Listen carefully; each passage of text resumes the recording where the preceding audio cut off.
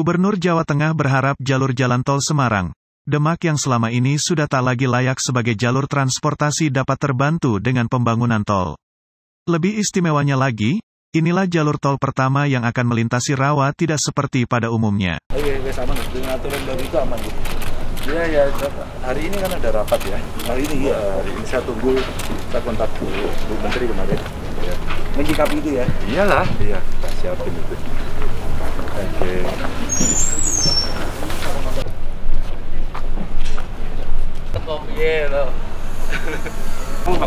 Ya, silakan. Teman BPP, izin Mbak, kami sampaikan proyek tol 65%, jika 25, ini lokasi kita dari Interchange Sayung.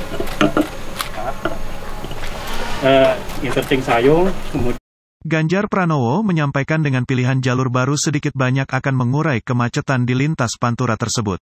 Selain tingkat kepadatan yang sudah tinggi, kendala rob juga memperparah jalur yang akan bisa diakses dari Kaligawe itu.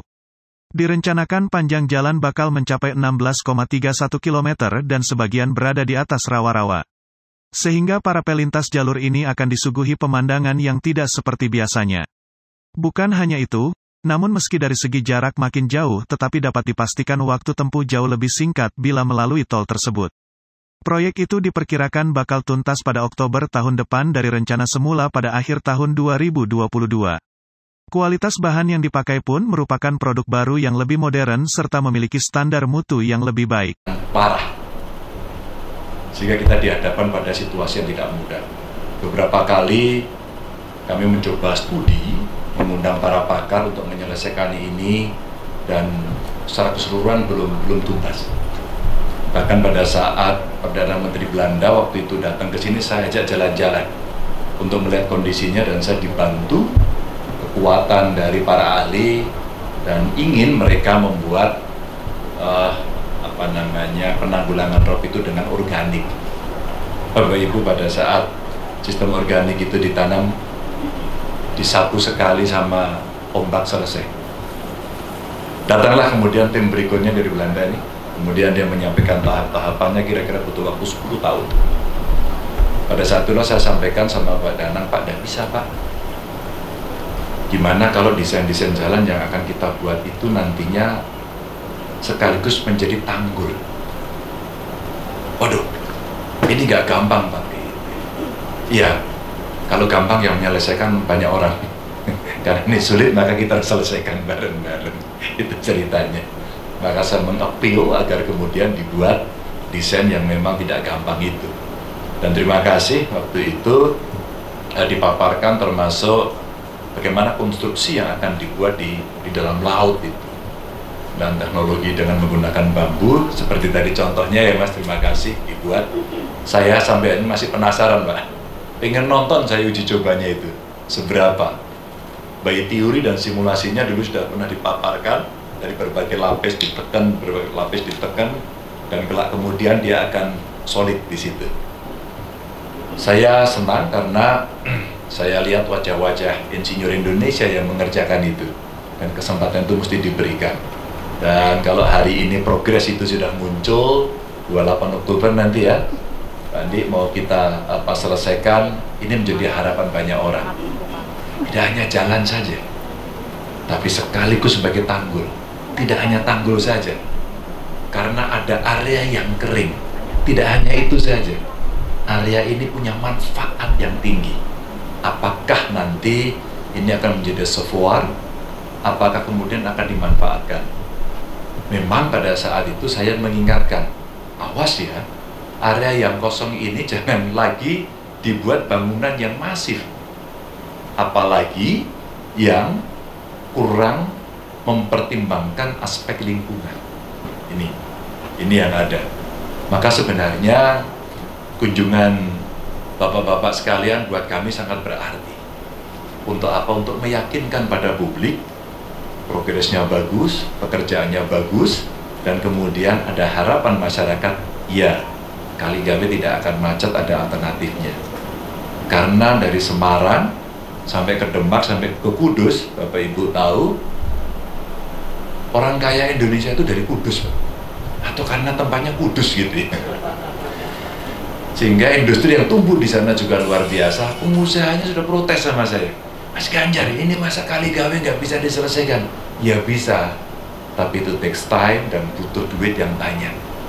Maka per segmen yang waktu itu dipaparkan pun, kita mencoba untuk memahami situasi itu yang ternyata biayanya mahal ya Pak ya, ternyata mahal. Kemudian frontier akses harga juga sudah kita buat. Jadi untuk strap counter kami Pak, di sini kita pakai in situ atau lalu lintas masuk ke dalam, jadi tidak menghambat pantura. Ini ujung proyek kita sudah ujung paket 1 daerah Wika sudah dikonstruksi. Daerah ini jembatan nasional Pak, Sayung. Sampai ini STA 12 kalau kami nyebutkan itu batasnya PP Pak. Jadi udah mau nyambung PP dengan Wika. Jadi dari sini ke arah STA besar kami sebutkan ini dari PTPP. Kebetulan untuk yang panjang ini Pak, yang mengerjakan dari PP Urban, anak usaha PP sendiri, kita buat pabrik di daerah Sayung Pak, yang di daerah Sayung untuk pabrik khusus untuk di sini Pak, kira-kira gitu. Ini konstruksi untuk slab on pel. Jadi memang kalau lihat jalan belok itu memang dibuat jalan tol tidak boleh ada 3 kilo yang lurus Pak. Jadi memang dibuat lengkung-lengkung kira-kira gitu Pak. Memang tanah yang dibebaskan sudah cukup, jadi memang kita buat untuk ada double belokan untuk menghindari ngantuk lah kira-kira gitu Pak. Ini untuk Ganjar memang memantau perkembangan proyek itu dari waktu ke waktu. Sudah lumayan lama Pemprov Jawa Tengah mencarikan jalan keluar, namun selama ini memang terjadi kembali masalah-masalah lama. Artinya tindakan pelebaran jalan, pemasangan rambu, larangan berhenti dan lain sebagainya belum efektif mengatasi kemacetan karena memang padatnya pengguna jalan yang melintasi jalur tersebut. Bagi Ganjar, ke depan dengan adanya tol akan mengurangi beban kepadatan maupun meningkatkan proses transportasi terutama yang mengarah ke Jawa Timur di jalur Pantura. Pemuda, kita akan mempercepat 2 bulan dari target yang tadi bulan Desember. Ini paket kedua yang dikerjakan oleh konsorsium PTPP dan Wijaya Karya. Kita dengan porsi 75% dan Wijaya Karya 25%, total proyek ini 5,7 triliun. Kita mengharapkan dengan selesai paket kedua ini kita akan terus memperhatikan kualitas dan juga kesehatan keselamatan kerja. Ini yang paling penting dalam pekerjaan suatu proyek, jangan sampai ada kecelakaan kerja. Konstruksi yang membedakan dengan tol lainnya Pak, di tol Semarang Demak? Ya tentu ada banyak kesulitan ya, kita melewati rawa dan beberapa hal, ada teknik-teknik yang kita gunakan dalam proyek ini agar tidak terjadi kecelakaan konstruksi. Karena itu PTPP sangat memperhatikan bagaimana teknik-teknik yang terbaru itu kita aplikasikan di jalan tol ini agar aman digunakan nanti ke depannya. Tidak hanya 10-20 tahun tapi dalam jangka waktu yang cukup panjang. Sempat molor nggak nih Pak? Gimana? Adanya COVID sempat molor nggak Pak? Oh enggak, kita tetap jalan terus. PTPP mengerjakan beberapa proyek strategis dengan tepat waktu. Terakhir sirkuit Mandalika kita kerjakan maju dalam sekian bulan. Jalur fasilitas PON di Papua hampir 90% PTPP yang membangun. Jadi kita kerjakan, kami sebagai komisaris utama di PTPP dan beserta jajaran komisaris juga direksi bekerja keras. Kita lebih cepat dari target yang ditargetkan. Misalnya Desember kita maju ke Oktober. Jadi jangan sampai pekerjaan itu molor. Dan juga pandemi COVID-19 tidak menjadi halangan untuk penyelesaian proyek itu sendiri. Oke, makasih banyak. Bantu dulu sangat.